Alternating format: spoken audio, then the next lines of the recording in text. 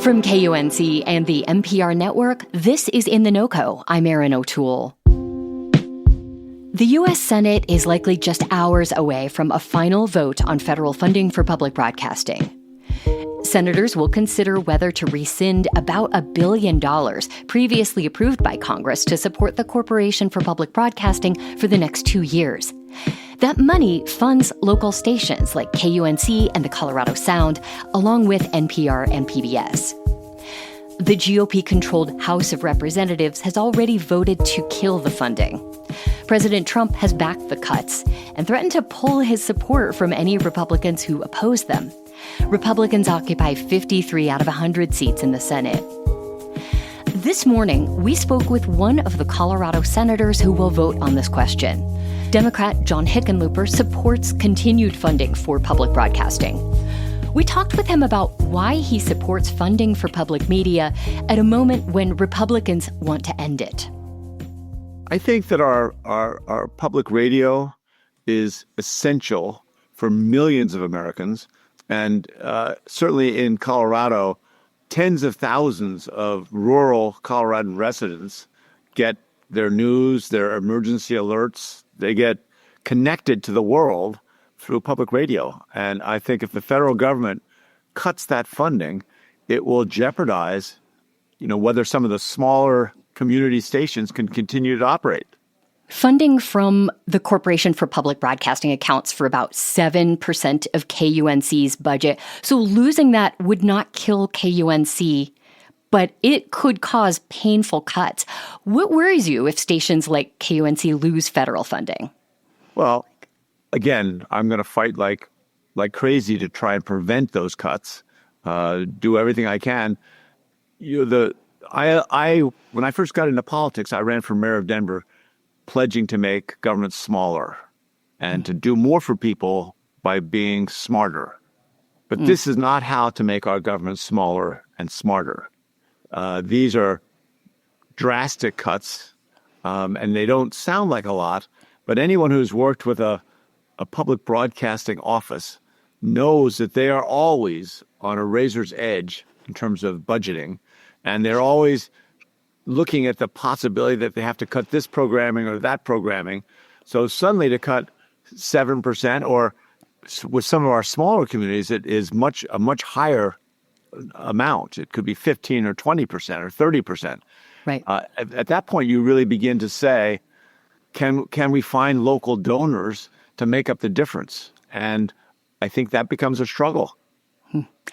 Well, there is a vote coming as soon as today that could mean the end of funding.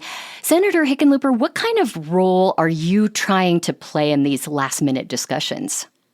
Well, and this is the role that we've played for really since the election, is that we're on the surface fighting back and, trying to create public pressure on Republican House members and Republican senators that this is a bad idea, and that this $10 billion of cuts, there's I think $9.4 billion in this whole package, but $1.1 billion is public broadcasting. That is reckless and it's not constructive. It is actually destructive. But at the same time, I'm also going and talking to many of the moderate Republicans who I've gotten to be, I have a good working relationship. I think real respect for and a trust with them. And a lot of the Western governors, Mike Rounds is a senator from the Dakotas who he understands public broadcasting and he understands the real risk that would come with these kinds of cuts. So I'm talking to Tom Tillis from North Carolina or Bill Cassidy from Louisiana, Mike Rounds. We just need 4 senators to stand up and say, we will not accept this. What are you hearing from constituents who have reached out to your office about this topic? In terms of who reached out to us, it's probably 50 to 1 or 60 to 1 that people really do not want to see these cuts. I'm not aware of anybody. I'm sure there are some occasional calls or emails that say, oh, yes, cut more. But those are pretty rare. Advocates for defunding public broadcasting say that plenty of other outlets nowadays offer news and history and science programming without taking taxpayer money. Do you ever think public funding for NPR and PBS is an outdated model? I absolutely disagree. I don't think it's outdated at all. And I don't feel there are enough outlets that talk about science. And we're in a phase right now where a lot of our young people are being told that vaccines aren't safe, that science can't be trusted. And again, I've got a master's in earth and environmental science. And I can tell you science isn't perfect. We need to be constantly evaluating and improving our science and checking back and making sure that we're getting it right, because it's not perfect. But my goodness, science is the single best asset we have to create a better future for our children and for our grandchildren. Republicans who want to zero out the federal money for public broadcasting say the news presentation tilts left and therefore doesn't deserve taxpayer funding. Your Republican colleagues in the Senate have probably said that very thing to you. Briefly, what is your response to that? In some cases, I agree. I look at, I've spent a lot of time listening to public broadcasting, and I think public broadcasting does a very good job of staying, nonpartisan and looking at both sides of every issue. Do they sometimes take an issue that seems to me a little bit liberal? Yeah, a little bit. And sometimes they take an issue that seems a little bit conservative. But generally, I think they work incredibly hard to maintain that unbiased, nonpartisan middle ground. Well, finally, Senator, there's a lot of pressure on Republicans to kill this funding. And it's coming from the White House, certainly more intensely than with previous administrations. What are you hearing from your Republican colleagues as we get close to a vote on this?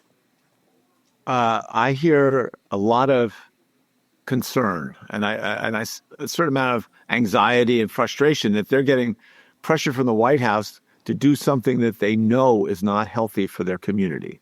And I think that puts legislators in a really tough position, whether both senators and House members, that you are getting the White House pushing, cut.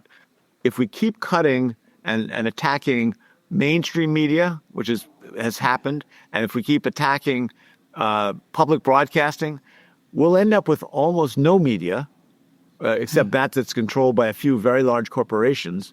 You talk about bias, then we're really not getting the real news in an unbiased fashion. And that concerns me very, very much. I'm going to keep pushing my Republican colleagues in the center to just push this back, make a cut. If you need to make some cut, make a 10% or 20% cut, but don't eliminate the funding. That's, I think, reckless and dangerous. Senator John Hickenlooper speaking about the imminent vote in the U.S. Senate on federal funding for public broadcasting. I spoke with Hickenlooper this morning. We'll continue to cover this story on air and at KUNC.org. That's it today for In The NoCo. I'm Erin O'Toole. Thank you so much for listening.